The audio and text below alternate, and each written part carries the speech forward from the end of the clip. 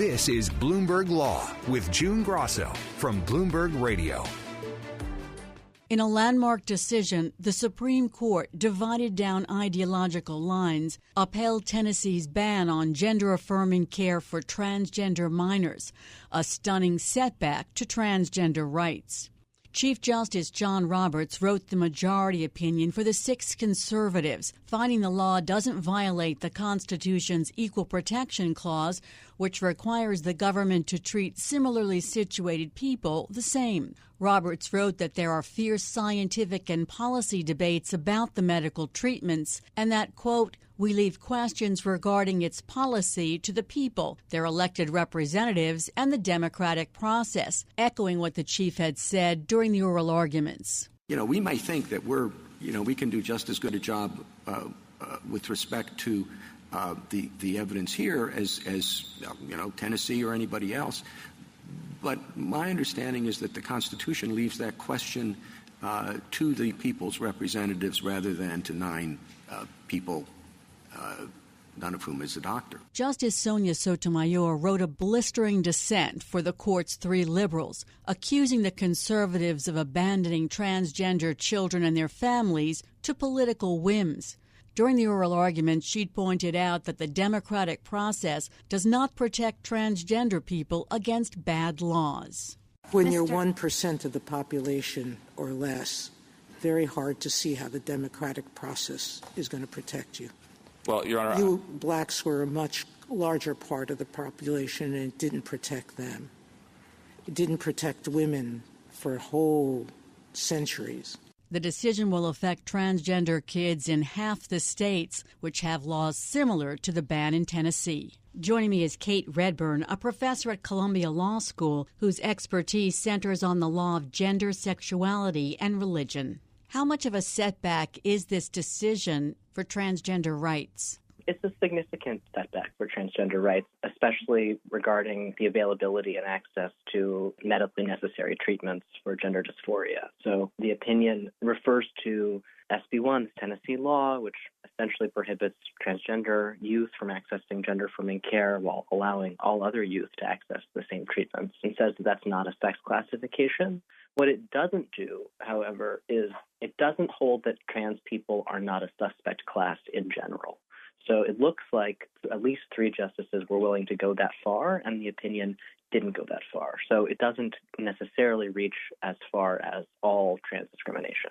And even though I think the court clearly reached the wrong conclusion about whether or not SB1 is a sex classification, it seems to have left open the possibility that it or other courts could be presented with evidence that laws like SB1 are really fueled by anti-trans sentiment. And so because that path remains open, I feel like this decision, while absolutely devastating for trans kids and their families, and potentially for trans adults seeking care that is regulated, it is not the total destruction of equal protection law that it could have been, and that it appears at least 3 justices were willing to do. The 3 justices you're referring to being Clarence Thomas, Samuel Alito, and Amy Coney Barrett. Explain the central legal question here regarding the Equal Protection Clause. So the question before the court was whether or not this law violated equal protection, and the United States, under the prior administration, really directed the court's attention to the question of whether or not this law constituted a sex classification. So does the law turn on sex? And the reason for that is because when laws do turn on sex, then the court looks more closely at the law. We call that heightened scrutiny for sex discrimination. So the court has said that certain kinds of classifications, race classifications, paradigmatically warrant strict scrutiny, so the court's going to look very hard. Sex classifications, the court has previously said, sometimes are permissible. It's sometimes okay for governments to distinguish between people on the basis of sex or make sex classifications, but because it sounds a little bit potentially suspicious, they're going to look more closely. And so the question here was, is this a sex classification? And then the danger was what had happened in the Sixth Circuit, where in this case, that court had said that this law was not a sex classification and sort of combined the analysis in a way that made people concerned that the court was going to find that even certain kinds of sex classifications don't warrant heightened scrutiny. So here, what happened was the Roberts majority opinion says that this law is not a sex classification and therefore only warrants rational basis review. Chief Justice Roberts, in his majority opinions, talked about the fierce scientific and policy debates about the safety, efficacy, and propriety of medical treatments in an evolving field. Quote, "We leave questions regarding its policy to the people, their elected representatives, and the democratic process." Is that just the court looking for an out? I mean, they do make policy decisions. Yeah, so it sounds not dissimilar to what the court said about Dobbs when it overturned Roe versus Wade, which was under the guise of changing doctrine. In that case, quite significantly, it described itself as kicking the question back to the states. What is suspicious about that language in this context is that the heightened scrutiny is actually designed to make it possible for courts to spend some time really looking at the justifications that the governments are using for regulating and classifying on sex, and then it also asks whether or not the means justify the ends. So it might be that there's a close relationship between the purpose of the law and its classification, but it's nevertheless not an acceptable purpose. Anyway, all of that's just to say that the existing doctrine is meant to give the court the opportunity to really weigh evidence. And what this decision does is it seems to open up the possibility of authorizing governments to regulate around medical procedures that touch on sex without courts even looking to weigh the evidence. So it might be the case that the court could have applied heightened scrutiny and still found that this particular law had, on its view, sufficient evidentiary support, in light of the purported medical controversy. But it might not have, and it really denied itself and potentially future courts from even looking into that. Justice Sotomayor wrote a dissent for the three liberals. She read a summary of it from the bench, which the justices sometimes do when they feel strongly about a dissent. And she ended with, "In sadness, I dissent." She talked about the majority abandoning transgender children and their families to political whims. I think that, her sadness stems from the fact that this is going to force potentially trans kids and their families in half of the states where similar laws are on the books to relocate in order to simply live their lives. The state of the medical controversy about these issues and the majority opinion is vastly overstated. Much of the history that it relies on and some of the other concurring opinions rely on is just untrue. And so, what I think Justice Sotomayor was trying to say is that the consequences for trans youth in particular are just really, really egregious. In her courtroom statement, she said that similar arguments were made to defend the Virginia law that prohibited interracial marriage that the Supreme Court struck down in 1967. Yeah, so we call those equal application laws. So in Loving versus Virginia, the argument was, well, so the law prohibited interracial marriage, and the justification for it that the state gave was this is not racial discrimination because white people are not allowed to marry people of color, and people of color are not allowed to marry white people. In other words, everyone is equally prohibited. But the court said, no, this is still rooted in racial stereotypes that suggest that interracial marriage is bad, and also animus towards racial minorities and trying to reinforce the racial hierarchy in the country. So the fact that you can find, in that case, white people and black people on both sides of the line that the regulation draws does not mean that it's not subject to heightened scrutiny. So there's a reading of the majority's opinion here that does exactly the same thing. And that's what she's saying, that just because there are transgender minors on both sides of the line, in other words, transgender minors, according to the court, can still obtain certain treatments if they're not for the purposes of addressing gender dysphoria. That doesn't mean that this is not motivated by animus towards transgender people and trying to reinforce a sex and gender hierarchy that suggests that there's something normatively preferable about not being transgender.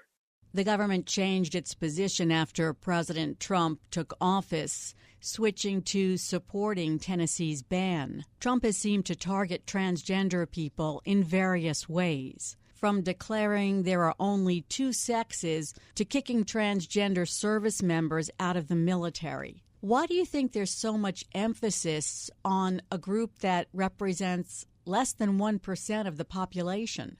Basically, since a little bit after 2016, it's been a major priority among Republican state legislators in particular to attack trans rights. There's a lot of reasons why that could be the case. One reason is having lost the gay marriage fight. There's an effort to find a different issue that touches on, questions of traditional or non-traditional gender and sexual roles. the search for another issue became even stronger after Dobbs, after the Supreme Court overturned Roe versus Wade, in part because abortion is actually quite popular nationally. And so in order to create some kind of coalition that could win national elections, they needed to find an issue which would connect to traditional gender and sexual values without touching on something popular like gay marriage or abortion. So a way to understand the effect of the Trump administration is really that it has accelerated a pre-existing tendency, and it's turned what were state-level efforts to make transgender life extremely difficult, if not impossible, into national policy. So the redefinition of sex, attempts to regulate medical treatments, access to bathrooms, access to sports teams, all of those efforts that we saw in the executive orders, and of course, very important restrictions and attempted restrictions now in Congress on access to trans health care through various kinds of federal aid, are reflecting the nationalization of what had been state-level attacks. Does this decision hurt challenges to attempts to roll back transgender rights? It might and it might not. As I said, there is not a majority on the court, apparently, to hold that anti-trans discrimination, is not visible to the Constitution. In other words, there are other kinds of anti-trans discrimination that the court seems to have held open the possibility for recognizing. And so it's going to really depend on what is characterized as a medical condition. In other words, this opinion says that SB1 is discriminating on the basis of gender dysphoria and not transgender identity. And so other laws do not have that character of being ostensibly justified as medical regulations. Instead, I think the normative stakes of just trying to force people not to be transgender are even clearer in those other situations, and the court hasn't totally eliminated the possibility of raising those arguments in the future. And we can expect the court's decision on the use of LGBTQ-friendly books in the classroom next week. Thanks so much for joining me. That's Professor Kate Redburn of Columbia Law School. Coming up next on the Bloomberg Law Show, Karen Reed is acquitted of the murder of her Boston police officer boyfriend, and a juror is dismissed from the Sean Diddy Combs trial. I'm June Grasso, and you're listening to Bloomberg. Cheers from hundreds of Karen Reed's supporters outside the courthouse in Dedham, Massachusetts, as the jury's verdict acquitting her of murder and manslaughter charges was announced on Wednesday. Reed was accused of intentionally ramming her SUV into her Boston police officer boyfriend, John O'Keefe, in a drunken rage after an argument, leaving him to die in a blizzard. The defense had argued that Reed was framed by police, and another jury nearly a year ago was deadlocked after 5 days of deliberations, leading to a mistrial. This jury in the retrial deliberated 22 hours over 4 days before reaching its verdict, only finding Reed guilty of drunken driving. A couple of the jurors later said that the police investigation was sloppy, leaving holes in the prosecution's case. As the weeks passed by, I just realized there was too many holes that we couldn't fill, and there's nothing that put her on the scene, in our opinion, besides just drop John O'Keefe off. Reed thanked her supporters and said this. No one has fought harder for justice for John O'Keefe than I have. Some of the key prosecution witnesses in the trial released a joint statement calling the not guilty verdict a devastating miscarriage of justice. My guest is former Palm Beach County State Attorney Dave Aronberg. Dave, were you surprised at the acquittal?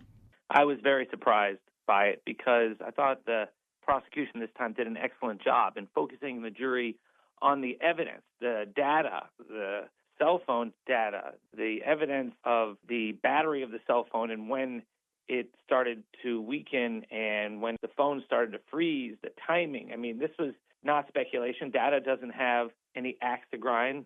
Data is data. And as a result, I thought the jury would listen to that. Instead, they got distracted by other things and apparently found reasonable doubt. Obviously, there were no eyewitness accounts, no direct evidence of the hit, but there were a series of experts to fill in the evidentiary picture. Do you think that testimony was too sophisticated for the jury? Whenever you get into a battle of experts, it's a problem for prosecution because jurors these days, they want eyewitnesses. They want the DNA. They want the conclusive smoking gun because they're used to seeing that on TV shows, which are wrapped up in an hour, CSI and other shows. And if you don't have that, jurors will quickly find some reasonable doubt, especially if it becomes a battle of experts. But I thought that it was the defense that came up with a cockamamie alternative theory and thus raised the bar for the defense by saying that John O'Keefe entered the home. There's no evidence he entered the home. There's no evidence that anything happened, but he was hit by the car by a drunk, enraged woman who left dozens of angry voicemails on the victim's phone while he lay dying in the snow. And how did the defense explain Reed's own words to paramedics afterwards, repeatedly saying, "I hit him"? Yeah, her own words. I mean, she admitted it. But they were able to somehow frame it as maybe she was unsure, maybe she thought she did. But the witnesses said, no, she said, I hit him. Her own lawyer, when this case started, said that she did hit him, that this was an accident. But then they changed their view to try to get away with it entirely, and she did. Would we call it a mixed verdict because they did convict her of operating under the influence of alcohol? Of course, the judge just gave her probation for that.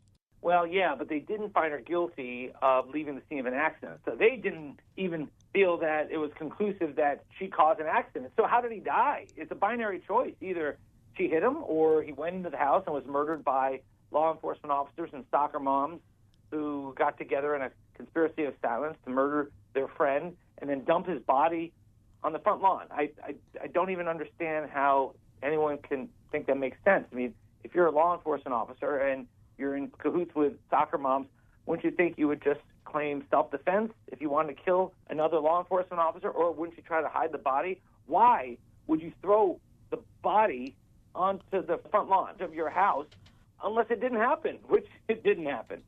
What some people say is the most powerful defense testimony was a snowplow driver who passed the home several times in the hours after the alleged collision and said he didn't see a 216-pound, 6'1" man lying in the yard.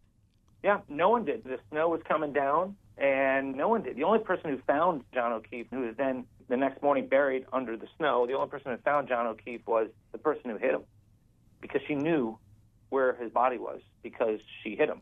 She knew what happened. No one else could find him. They were driving around looking for him, but she spotted him from a while away because she's the one who hit him. So in this case, I feel the same way as I did after the O.J. Simpson verdict or the Casey Anthony verdict, that you had a guilty person go free. Usually on a retrial, it's the prosecution that has the advantage. Why do you think it was different here?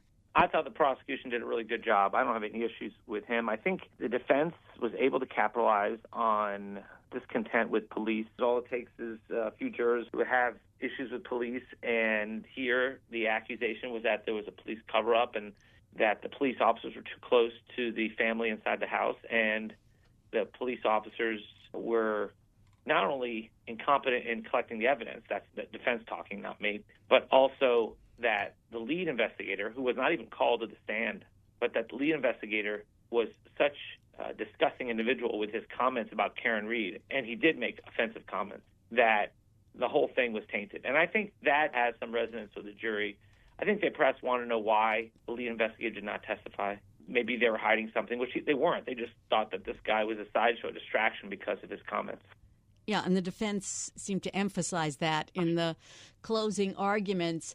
Did the defense improve over the first trial where it just presented a day and a half of defense witnesses?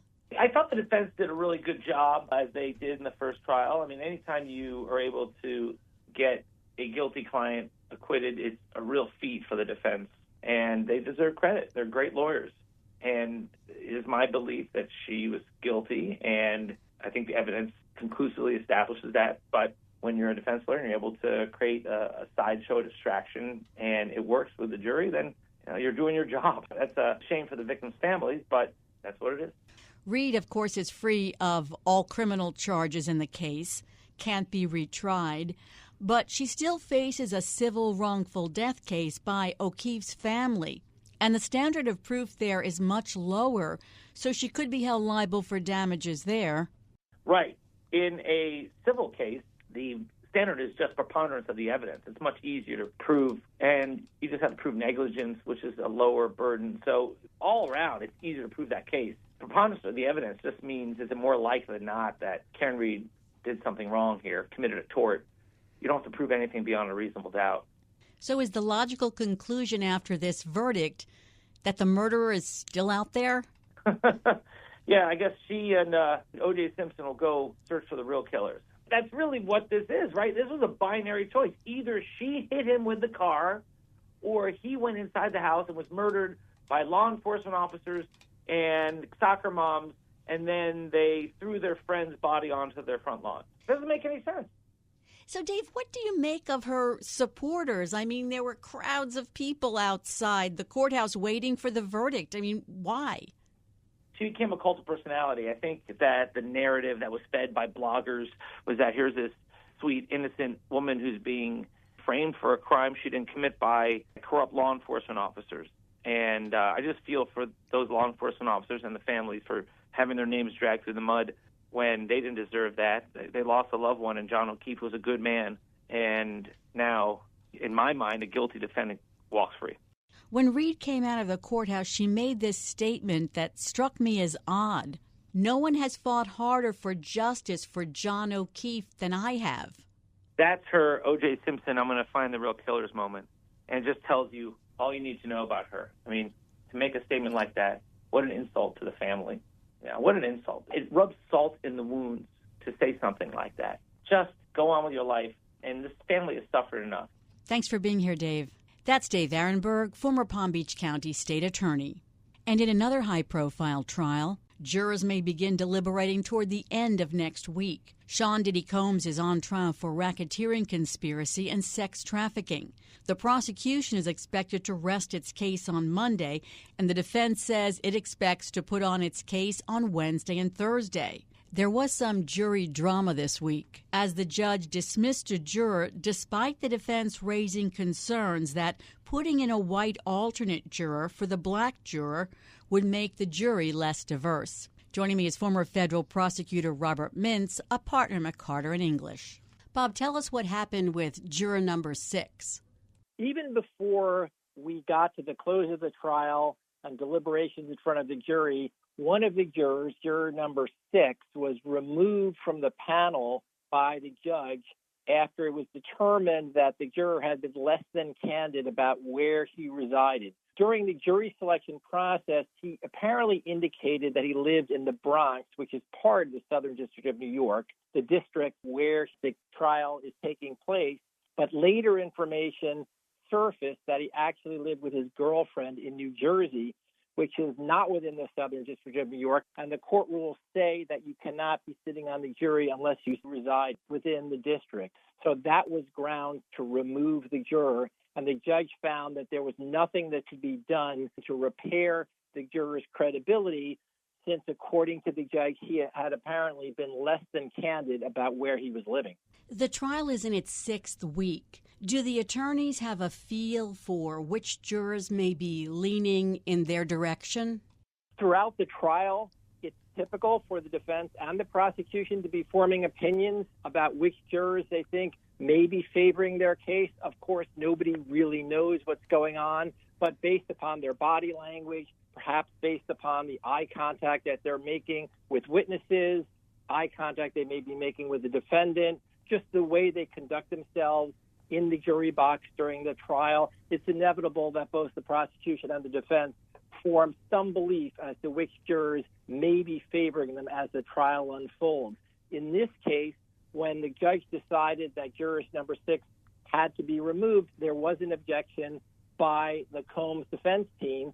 This was only one of 2 black men that was on the panel, and in this case, what you had was the removal of a black middle-aged man who was now replaced by the alternate, who happened to be an older white man. The defense argued that that was unfair, that it created a racial imbalance in the jury, but the judge ruled that race is not something that he can consider in terms of removal of a juror. It's something that is beyond the scope of what is relevant for consideration as to whether this juror can continue to sit on the jury panel, and he therefore removed the juror. It's over the objections of the defense.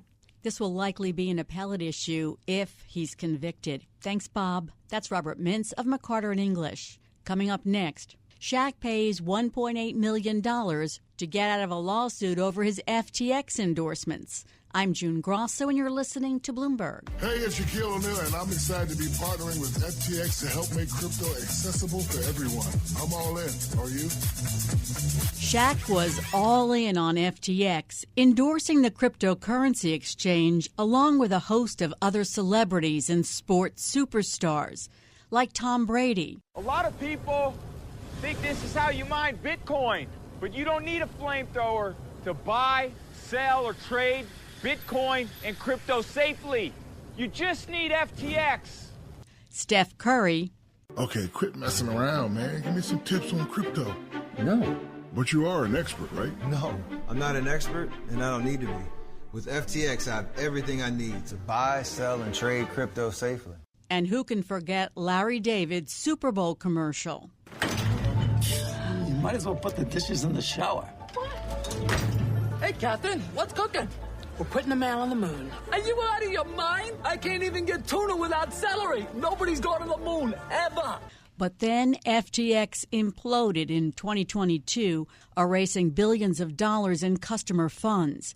Its founder, Sam Bankman-Fried, convicted of fraud, money laundering, and conspiracy. And its celebrity endorsers were an obvious target for a massive class action lawsuit by investors who sued them for promoting FTX as a trustworthy platform and allegedly enabling FTX to engage in fraud. Shaquille O'Neal is no longer all in on FTX. In fact, he's the first celebrity who's decided to take himself out of the equation, walking away from the case by agreeing to pay $1.8 million to settle. Joining me is entertainment attorney Ron Bienstock, a partner at Scarinci Hollenbeck.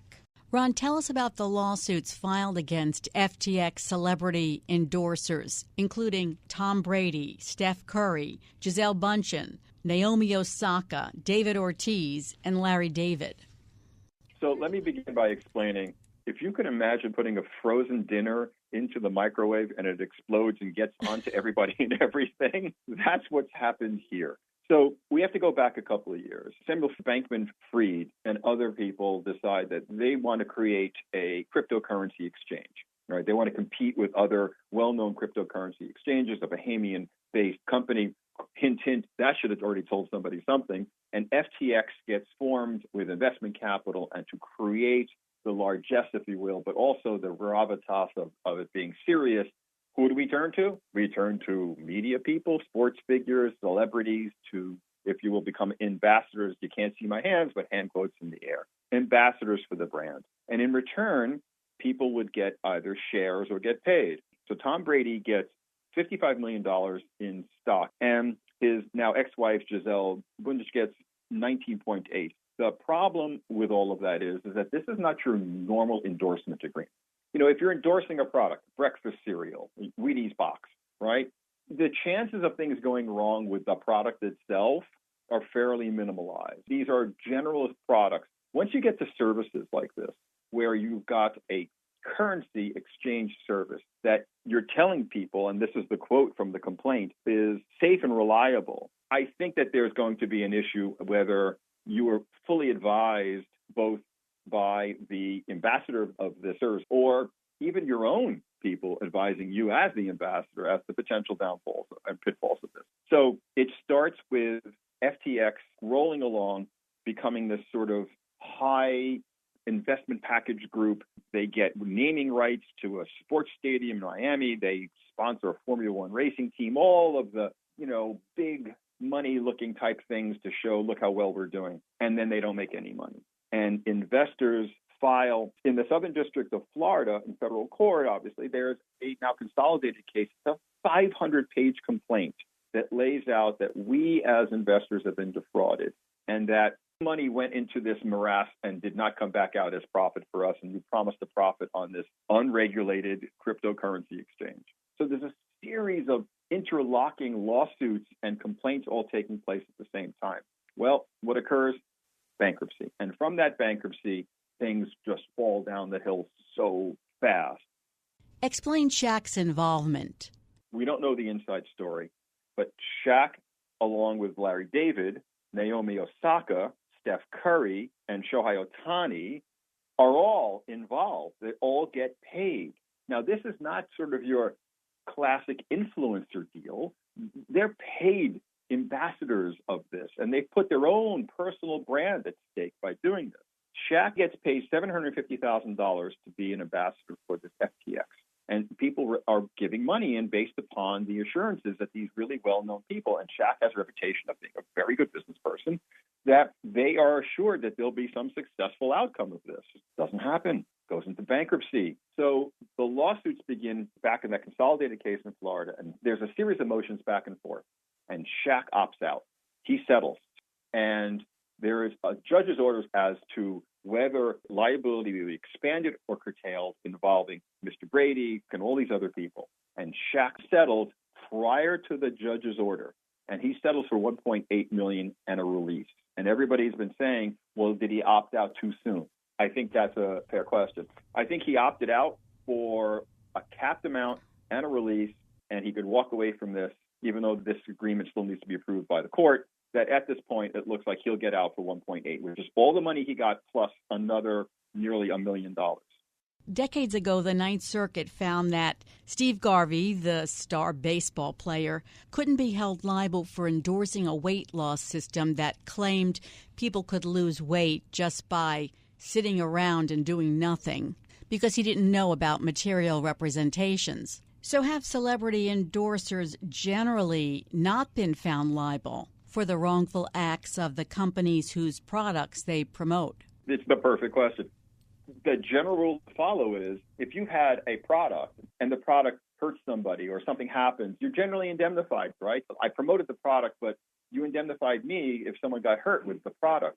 Here, the harm was so substantial involving services that the harm can't even be calculated to some extent. But the general rule to follow is when you're an endorser of a product, you're generally capped, generally things are indemnified. You know, it's pretty straightforward. These things are done all the time.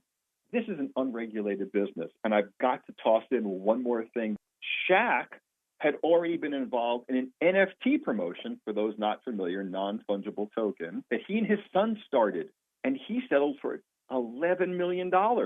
It was called the Astrals Project, and he settled late last year. He was promoting it, and he was one of the major figures in it. And he settled the class action for $11 million. Again, an unregulated business. NFTs with this flash in the pan, as we've all talked about, and then it's gone. It has no value, right? The cryptocurrency exchange world with FTX fell apart, no value. So the answer to that question is there are limitations as to major endorsement agreements with regulated business, food, beverages, things of that nature. But in the unregulated world, this is where I can't make a flag red and big enough to wave to people to say, are you sure? What will the plaintiff investors have to show here? That they relied on the celebrity endorser? And it's one thing to rely on a celebrity's endorsement to buy beer or chips or face cream. But how reasonable is it to rely on a celebrity's endorsement to invest your money? Does that matter? People have relied on celebrity endorsements for many decades. Think about it. Cigarettes. That's an unsafe product. People have done car endorsements, and there have been car crashes. So the difference is that it's relatively regulated. You do have FDA. You would have, transportation issues. You've got regulations. To some extent, there's oversight. Here, when there's no oversight, I think that's the biggest question. What happens with non-regulated oversight business where, of course, this is the big money, right? There's no end to it. People see pie in the sky. There's the lure of the unregulated billions. It captures people, including investors. And the complaint, like I said, stated that the ambassadors are claiming it's safe and reliable. But the complaint also says they knew the risks. So the question is, shouldn't that same theory been imputed to the investors, sophisticated money people who would have known the risks of investing in a cryptocurrency exchange?